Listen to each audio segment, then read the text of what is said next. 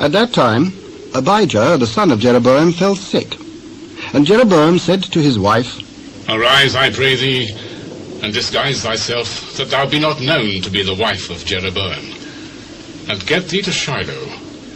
Behold, there is Ahijah the prophet, which told me that I should be king over this people. And take with thee 10 loaves, and cracknels, and a cruse of honey, and go to him.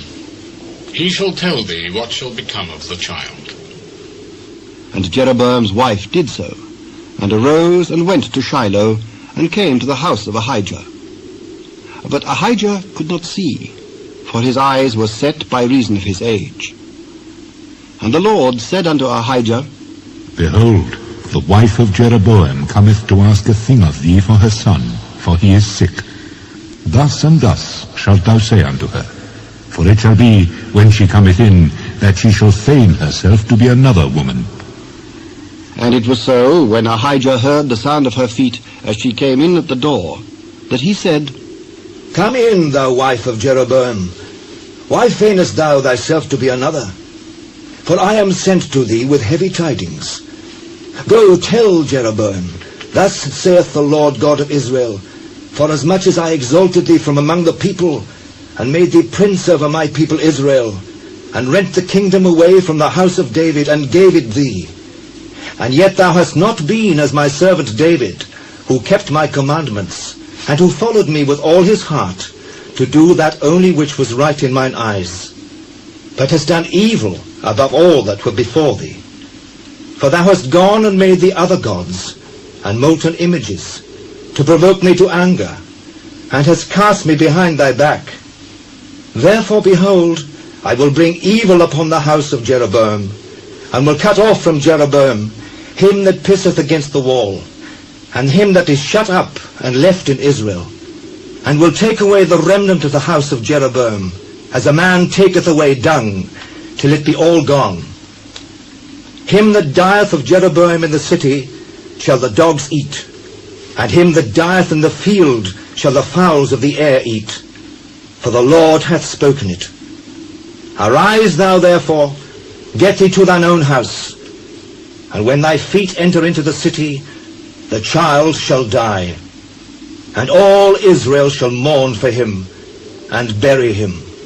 For he only of Jeroboam shall come to the grave, because in him there is found some good thing toward the Lord God of Israel in the house of Jeroboam. Moreover, the Lord shall raise him up a king over Israel, who shall cut off the house of Jeroboam that day. But what? Even now. For the Lord shall smite Israel, as a reed is shaken in the water.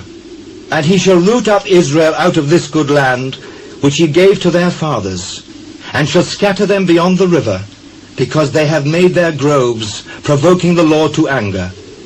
And he shall give Israel up, because of the sins of Jeroboam, who did sin, and who made Israel to sin. And Jeroboam's wife arose and departed, and came to Tirzah. And when she came to the threshold of the door, the child died. And they buried him, and all Israel mourned for him, according to the word of the Lord which he spake by the hand of his servant Ahijah the prophet. And the rest of the acts of Jeroboam, how he warred and how he reigned, behold, they are written in the book of the Chronicles of the kings of Israel. And the days which Jeroboam reigned were 22 years, and he slept with his fathers. And Nadab his son reigned in his stead. And Rehoboam the son of Solomon reigned in Judah. Rehoboam was 41 years old when he began to reign, and he reigned 17 years in Jerusalem, the city which the Lord did choose out of all the tribes of Israel to put his name there. And his mother's name was Naamah, an Ammonitess. And Judah did evil in the sight of the Lord, and they provoked him to jealousy with their sins which they had committed, above all that their fathers had done. For they also built them high places and images and groves on every high hill and under every green tree.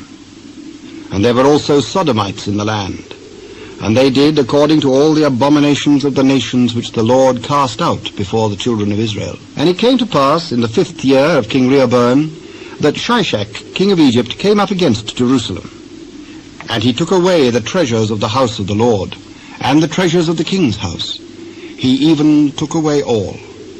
And he took away all the shields of gold which Solomon had made. And King Rehoboam made in their stead brazen shields, and committed them unto the hands of the chief of the guard, which kept the door of the king's house. And it was so, when the king went into the house of the Lord, that the guard bare them, and brought them back into the guard chamber. Now the rest of the acts of Rehoboam, and all that he did, are they not written in the book of the Chronicles of the kings of Judah? And there was war between Rehoboam and Jeroboam all their days. And Rehoboam slept with his fathers, and was buried with his fathers in the city of David. And his mother's name was Naamah, an Ammonitess. And Abijah his son reigned in his stead.